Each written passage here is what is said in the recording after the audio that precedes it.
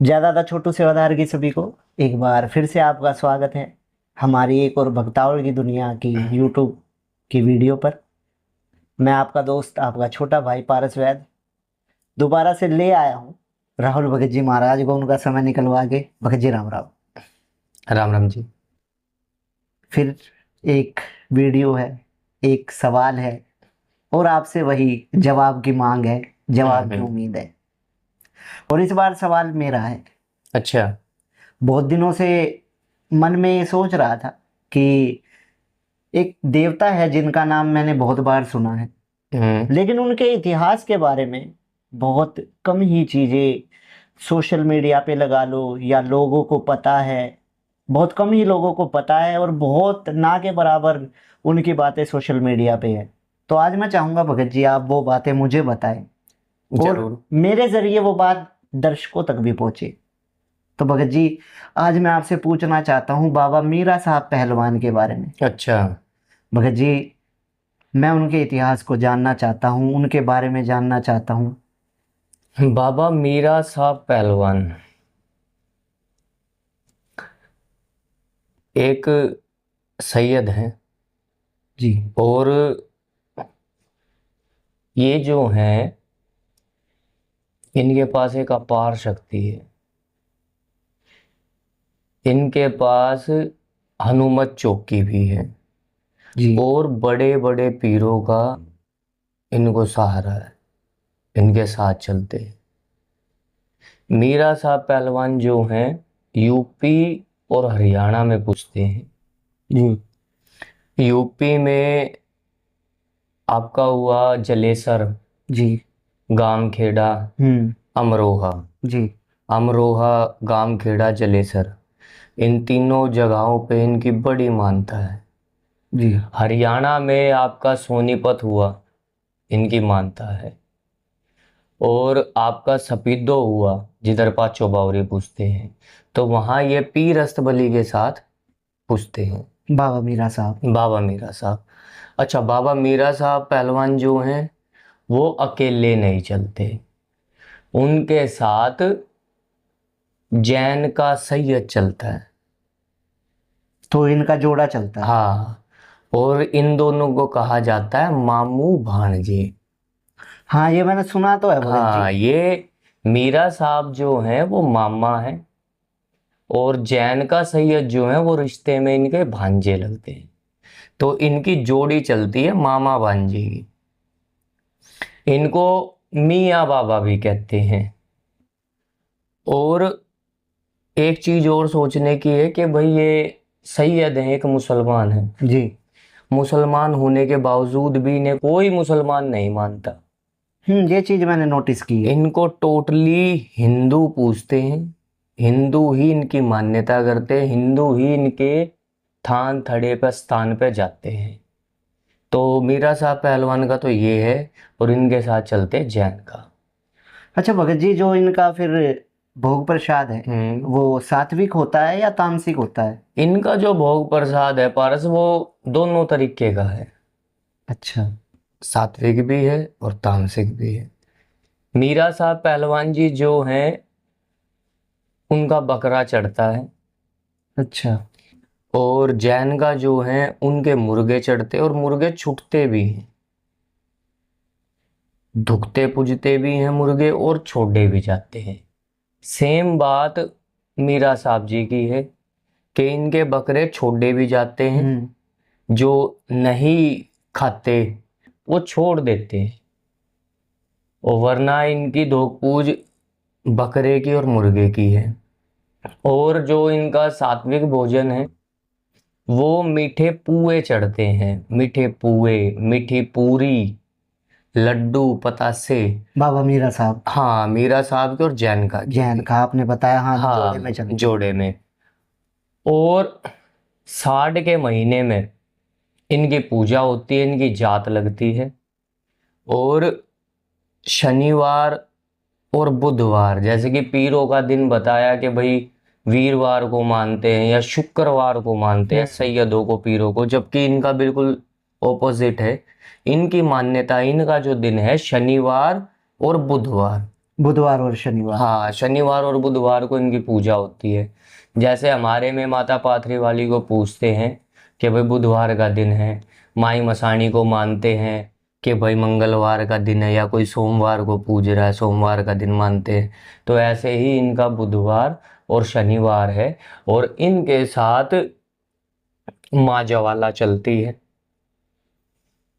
भैरव बाबा चलते हैं, और हनुमत चौकी चलती है, माई मसाणी चलती है, और भी बहुत सारे देवी देवता ऐसे हैं जो इनके साथ चलते हैं। और कई जगह ऐसा है कि मीरा साहब पहलवान जी जो हैं वो धूने पे पूजते हैं।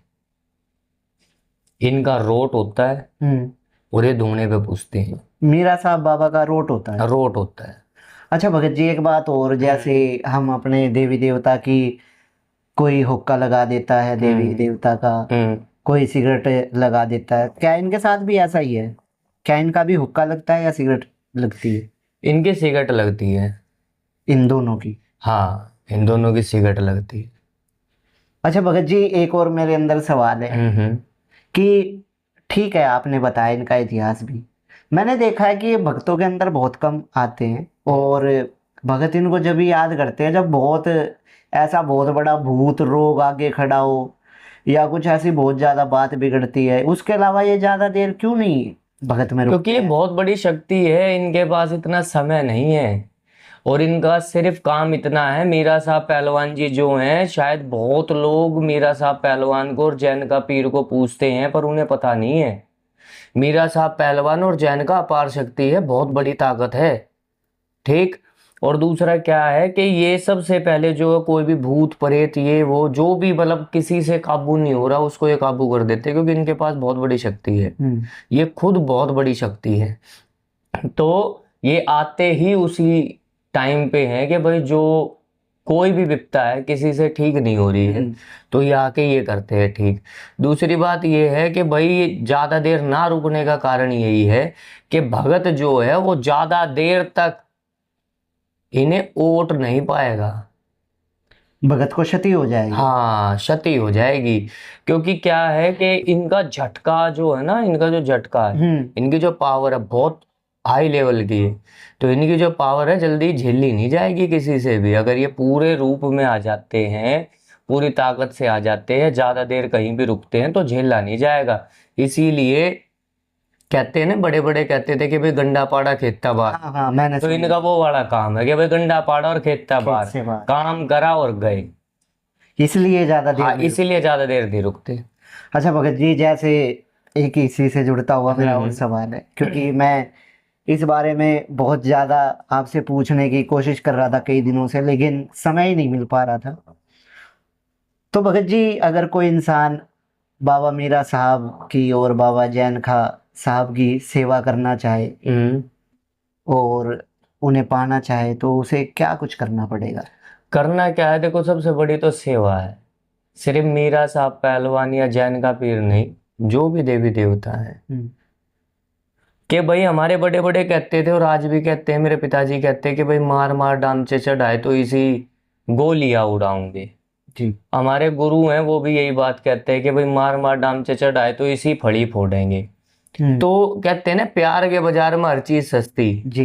तो सेवा से लर्ज के हमारे गुरु महाराज ने भी यही शिक्षा दी है कि बेटे जो सेवा से लर्ज के देवता काम करेगा, और सेवा से लर्ज के जो देवता आएगा वो एक अलग रूप का आएगा, और एक किसी को जोर जबरदस्ती से नहीं पा सकते आप।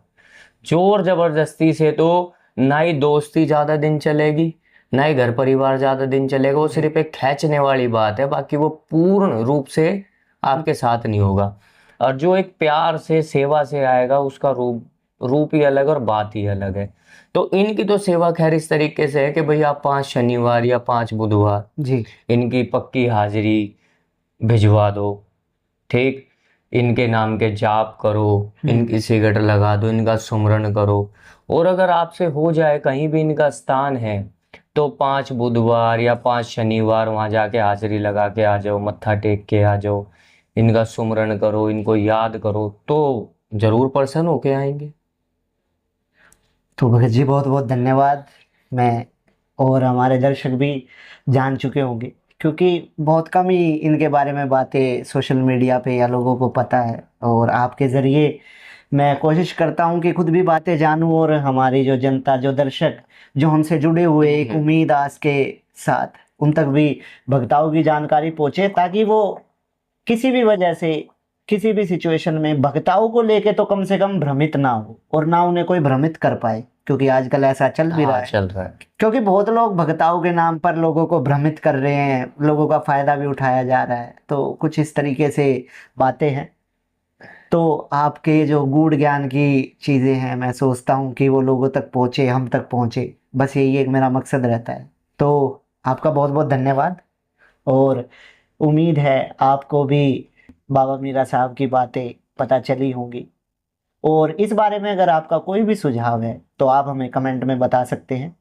इसी के साथ हम बाबा मीरा साहब की इस वीडियो को यहीं ख़त्म करते हैं और आपसे विदा चाहेंगे। जय बाबा मीरा साहब की।